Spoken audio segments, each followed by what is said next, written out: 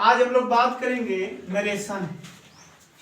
Narration जब direct से indirect बदलते हैं तो कैसे बदलते हैं, क्या रूल होते हैं, उनके बारे में बात करेंगे। तो सबसे पहले बात करेंगे टेंस चेंजिंग कैसे होता है। डायरेक्ट से इनडायरेक्ट में बदलने के लिए टेंस की कंडीशन क्या होती है, चेंज करने का क्या तरीका होता है। तो सबसे पहले देखिए, बहुत आसान होता है। प्रेजेंट का पूरा क्या हो जाता है, पास्ट हो जाता है। इट मीन्स अगर प्रेजेंट इंडेफिनिट आएगा तो किस में बदल देना है, पास्ट इंडेफिनिट में। अगर प्रेजेंट कंटीन्यूअस आएगा तो किस में बदल देना है, पास्ट कंटीन्यूअस में। अगर प्रेजेंट परफेक्ट आएगा तो किस में बदल देना है, पास्ट परफेक्ट में। अगर प्रेजेंट परफेक्ट कंटीन्यूअस आएगा तो किस में बदल देना है, पास्ट परफेक्ट कंटीन्यूअस में। उसी तरह पास्ट इंडेफिनिट आएगा तो पास्ट परफेक्ट में, पास्ट कंटीन्यूअस आएगा तो पास्ट परफेक्ट कंटीन्यूअस में। और पास्ट परफेक्ट का नो चेंज और पास्ट परफेक्ट कंटीन्यूअस का नहीं बदलता है। फ्यूचर में कोई परिवर्तन नहीं होता है फ्यूचर टेंस में, लेकिन विल का वुड हो जाता है, शैल का शुड हो जाता है। अब एक बार फिर से इसी बात को दोहराते हैं।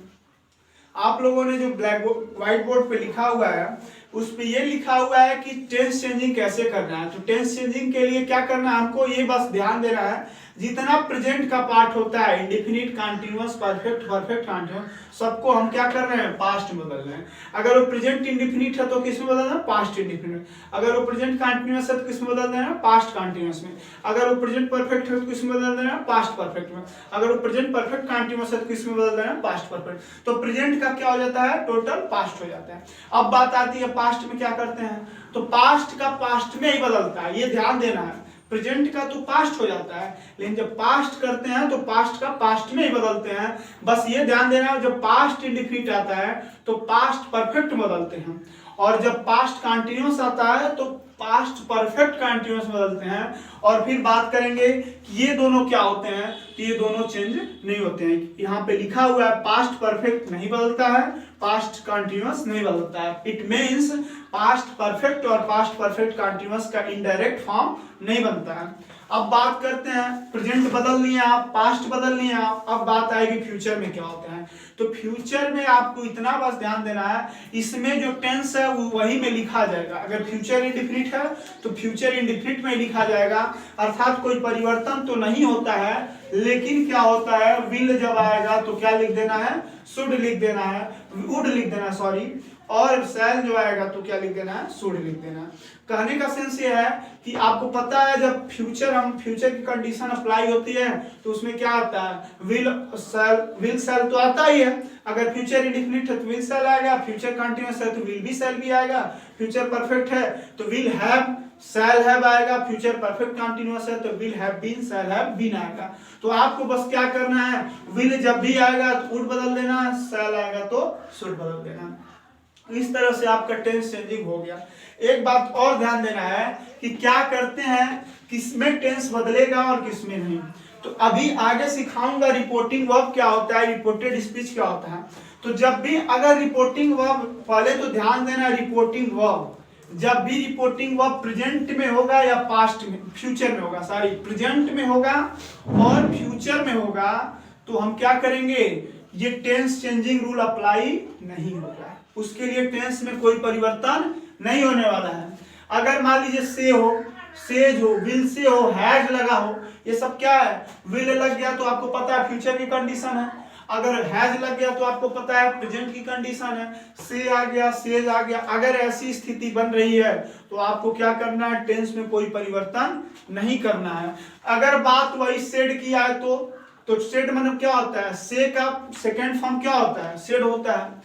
तो से जब आएगा तो आपको क्या करना है, परिवर्तन करना है, तब टेंस में परिवर्तन होगा। इट मींस अगर प्रेजेंट या फ्यूचर में होगा तो परिवर्तन नहीं होगा, क्या होगा, रिपोर्टिंग वर्ब। अगर वही रिपोर्टिंग वर्ब पास्ट में होगा तो परिवर्तन होगा। इतना जानना है इसमें, यहाँ पे जितनी लिखी हुई बातें हैं नरेशन में कि टेंस का चेंजिंग कैसे होगा। तो आप लोगों ने ये देखा, प्रेजेंट का पास्ट होता है, पास्ट इंडेफिनिट का पास्ट परफेक्ट होता है, और पास्ट कंटीन्यूअस का पास्ट परफेक्ट कंटीन्यूअस होता है, और पास्ट परफेक्ट और पास्ट परफेक्ट कंटीन्यूअस नहीं बदलता है। फिर फ्यूचर की जब बात करते हैं तो विल का वुड हो जाता है, शैल का शुड होता है, बाकी टेंस वही रहता है। और यहाँ पे सीखा, जब भी रिपोर्टिंग वर्ब आएगा तो क्या होगा, प्रेजेंट और फ्यूचर में हो तो ये अप्लाई रूल नहीं होता है, अर्थात टेंस में कोई परिवर्तन नहीं होता है। अगर जब वही बात सेड आ जाए, अर्थात रिपोर्टिंग वर्ब जब पास्ट में आ जाएगा तो परिवर्तन होगा। बस इतना जानना है इसमें, फिर आगे बढ़ते हैं। अब हम बात करेंगे कि क्या कौन सा रिपोर्टेड स्पीच होता है और कौन सा रिपोर्टिंग स्पीच होता है। तो देखिए जो इन्वर्टेड कामा, इसको क्या बोलते हैं, इन्वर्टेड कामा। तो इन्वर्टेड कामा में जो रखी हुई सेंटेंस होते हैं, जो सेंटेंस होते हैं उसी को बोलते हैं रिपोर्टिंग स्पीच। और जो इन्वर्टेड कामा के बाहर होते हैं, जैसे मोहन सेड, सोहन सेज, इस तरह के जो वर्ड्स आते हैं उसी को क्या बोलते हैं, रिपोर्टेड स्पीच। तो इन्वर्टेड कामा के जो बाहर होता है रिपोर्टेड स्पीच होता है, इन्वर्टेड कामा के अंदर जो होता है उसी को बोलते हैं रिपोर्टिंग स्पीच। अब बात करेंगे डायरेक्ट स्पीच और इनडायरेक्ट स्पीच के बारे में। डायरेक्ट स्पीच का मतलब होता है जो प्रत्यक्ष, जो किसी की कही हुई बात को डायरेक्ट रख देते हैं उसी को कहते हैं डायरेक्ट। जैसे Nazia said Mohan is going to school, Mohan is going to school. तो नाजिया ने कहा मोहन स्कूल जा रहा है, तो आप उसके बात को सुनकर अपने भाषा में जब कहेंगे तो कहेंगे Nazia said that Mohan was going to school, Mohan school जा रहा था। तो जब हम किसी की कही हुई बातों को जब उसी के बातों में रख देते हैं तो उसे कहते हैं डायरेक्ट स्पीच। और जब किसी की कही हुई बातों को अपने भाषा में उसको बदल कर जब बोला जाता है तो उसी को क्या बोलते हैं, इनडायरेक्ट। डायरेक्ट क्या, डायरेक्ट। अब हम डायरेक्ट स्पीच और इनडायरेक्ट स्पीच के बारे में समझिए। डायरेक्ट स्पीच को इतना ही बस कहना है कि जब किसी की बात को, कही हुई बातों को डायरेक्ट बोल देना डायरेक्ट है, और उसको अपने बातों में जब बना के बोलना इनडायरेक्ट है। जैसे मोहन पानी पी रहा था, पानी पी रहा है। सोहन कहा, Sohan said Mohan is taking water, Sohan ने कहा मोहन पानी पी रहा है। तो उसकी बातों को जब हम अपने भाषा में बोलेंगे तो लिखेंगे मोहन सेड, मोहन कह रहा है कि Sohan was taking water, Sohan पानी पी रहा था। तो जब किसी की कई बातों को अपने भाषा में बोलना है तो उसी को क्या बोलते हैं, इनडायरेक्ट स्पीच कहते हैं। इन्वर्टेड कामा इसी को बोलते हैं, इन्वर्टेड कामा को समझ जाइए। इन्वर्टेड कामा इसको बोलते हैं, कामा तो पता है, किसी की कही हुई बातों को जब रखा जाता है तो हमेशा और हमेशा क्या बोलते, इन्वर्टेड कामा में ही रखा जाता है, ठीक है। किसी की कही हुई बातों को इन्वर्टेड कामा में रखा जाता है। और आपको पता है रिपोर्टिंग स्पीच क्या होता है, रिपोर्टेड स्पीच क्या होता है, ठीक। इतना समझ में आ गया। अब हम बात करेंगे कि कौन सा, कब हमको टेंस में चेंजिंग करनी है और कब टेंस में चेंजिंग नहीं करनी है। तो मैं बताया था जब रिपोर्टेड स्पीच जो होता है ना वो प्रेजेंट में हो या फ्यूचर में हो तो टेंस में चेंजिंग करना ही करना। रिपोर्टिंग जो इनडायरेक्ट, जो डायरेक्ट स्पीच है उसके टेंस में चेंजिंग नहीं होने वाली है। जैसे मान लीजिए आप पढ़िए मोहन से, मोहन कहता है, तो ये कौन सा टेंस है, प्रेजेंट है, सेज लग गया, एस लग गया, तो इसमें क्या होगा, आगे वाले टेंस में कोई परिवर्तन नहीं होगा। तो डायरेक्ट स्पीच, रिपोर्टिंग स्पीच के टेंस में कोई परिवर्तन नहीं होने वाला। तो इसको जब बनाएंगे तो लिखेंगे मोहन सेज। और ये जान लीजिए जब भी असेटी की बात करेंगे तो ये इन्वर्टेड कामा को हटाते हैं तो क्या लगाते हैं, दैट लगाते हैं, तो दैट लगा दीजिए। फिर रोहन, अभी पर्सन चेंजिंग की बात की जाएगी, यहाँ तो बस ये जानना है कि कौन सा चेंज होता है कौन सा नहीं होता है। तो कौन सा चेंज नहीं होता है, जो प्रेजेंट में अगर रिपोर्टेड स्पीच प्रेजेंट में हो या फ्यूचर में हो तो हम टेंस में चेंजिंग नहीं करेंगे। तो Mohan says that Rohan was going to school, tense में कोई परिवर्तन नहीं हुआ। नहीं तो आपको पता है जब पास्ट कंटिन्यूअस आता है तो पास्ट परफेक्ट कंटिन्यूअस बदलते हैं, इसलिए नहीं कि आगे सेज आगे वाले को देखते हैं। रिया सेड, ये आप इसको पढ़िए, रिया कहती थी, तो यहाँ पे कौन सा टेंस है, सेड। जब भी आ जाएगा तो टेंस में चेंजिंग होने वाली है, तो सेड आ गया तो लिखेंगे रिया सेड दैट। यहाँ पर थर्ड फॉर्म है, अभी हम लोग पढ़ा जाएगा, लेकिन ये पर्सन चेंजिंग। इसके बाद क्या करेंगे, ही, इसके बाद वही रह जाएगा, ही इज, सॉरी इसमें टेंस में चेंजिंग होने वाली है तो क्या हो जाएगा, ही वाज। क्या प्रेजेंट कंटिन्यूअस को किस में बदलते हैं, पास्ट कंटिन्यूअस में, तो क्या हो जाएगा, he was doing his work. क्यों चेंज किया, क्योंकि हमारा रिपोर्टिंग स्पीच, रिपोर्टेड स्पीच जो है किसमें है, पास्ट में है। जब रिपोर्टेड स्पीच पास्ट में होता है तो रिपोर्टिंग स्पीच के टेंस में परिवर्तन होता है, और जब रिपोर्टेड स्पीच प्रेजेंट में हो या फ्यूचर में हो तो रिपोर्टिंग स्पीच के टेंस में परिवर्तन नहीं होता। बस इतनी सी बात याद करनी है, और याद ये भी रखना है इन्वर्टेड कमा को असेप्टिव में कनेक्टिव वर्ड इसी को बोलते हैं। इसको मैं बताऊंगा अभी आगे चल के, सबका लिखवाया जाएगा। तो कनेक्टिव वर्ड हमेशा क्या लगाते हैं, इन्वर्टेड कमा को हटाकर हमेशा और हमेशा हमको क्या लगाना है, असेप्टिव सेंटेंस में कनेक्टिव वर्ड लगाना है। ठीक, अब आगे बढ़ते हैं असेप्टिव सेंटेंस की ओर। अब देखते हैं पर्सन चेंजिंग। देखिए पर्सन चेंजिंग बहुत ही इंपॉर्टेंट होता है। पर्सन चेंजिंग का ये सबसे सिंपल फंडा है, यस ओ एन तैयार हो जाएगा। यस ओ एन देखना है आपको, first form, second form, third form. Yes जो होता है फर्स्ट फॉर्म को डिनोट कर दीजिए, सेकेंड जो होता है ओ जो होता है सेकेंड फॉर्म, एन जो होता है थर्ड फॉर्म को। यस का जो है एब्रिविएशन, सब्जेक्ट का एब्रिविएशन यस है। ओ से ऑब्जेक्ट होने वाला है, एन से नो चेंज होने वाला है। करने का सेंस ये है, जब भी फर्स्ट फॉर्म आएगा तो according to the subject change होगा, सेकेंड फॉर्म आएगा तो according to the object change होगा, और थर्ड फॉर्म आएगा तो नो चेंज होगा। ऐसे एक एग्जांपल लिखते हैं, तो he said to me comma in the inverted comma, you are a good boy, you are a good boy. अगर इसकी बात की जाए तो यहां पे देखिए, ये ध्यान देना पर्सन चेंजिंग का सेंस यहां से है।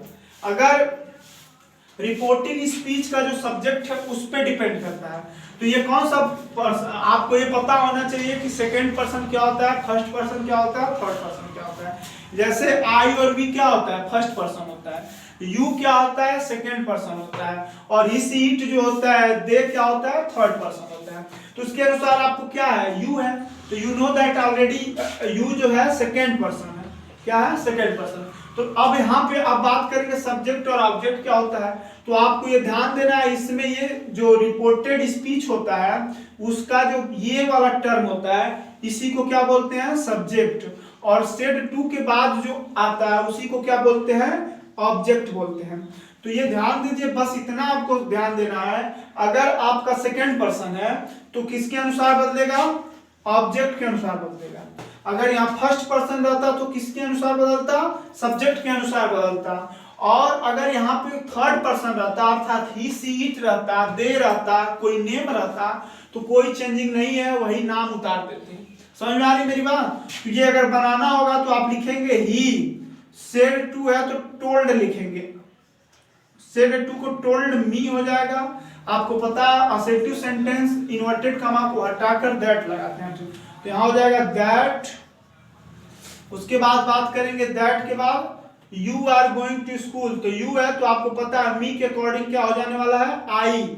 और आर है तो आपको पता है वाज हो जाएगा, क्योंकि प्रेजेंट कंटीन्यूअस पास्ट कंटीन्यूअस में गुड बॉय, बात खत्म। और जब इनडायरेक्ट बना लेते हैं तो इन्वर्टेड कामा को हटा देते हैं। इन्वर्टेड कामा को हटाने का एक ही सहायता करता है, और दैट लगाएंगे, इन्वर्टेड कामा अपने आप हट जाएगा। इस तरह से थोड़ा सा इसको समझ लीजिए एक बार फिर से। यस तो एन का मतलब क्या होता है, यस से सब्जेक्ट, ओ से ऑब्जेक्ट और एन से नो चेंज। तो यस का मतलब होता है फर्स्ट फॉर्म, यस जो होता है फर्स्ट पर्सन को डिनोट करता है, ओ जो होता है सेकंड पर्सन को, एन जो होता है थर्ड पर्सन को। अगर फर्स्ट पर्सन आएगा तो अकॉर्डिंग टू सब्जेक्ट चेंज होगा, अगर सेकंड पर्सन आएगा तो अकॉर्डिंग टू ऑब्जेक्ट चेंज होगा, और थर्ड पर्सन आएगा तो नो चेंज होगा। ठीक, पर्सन चेंजिंग समझ में आएगा। अब देखिए कुछ एग्जांपल दिए हुए हैं, उसको बनाते हैं। तो सबसे पहला एग्जांपल है he says I am ready. तो सबसे पहले आप ध्यान से देखिए तो आप ये समझ पा रहे हैं कि ये प्रेजेंट में है, यस लगा है।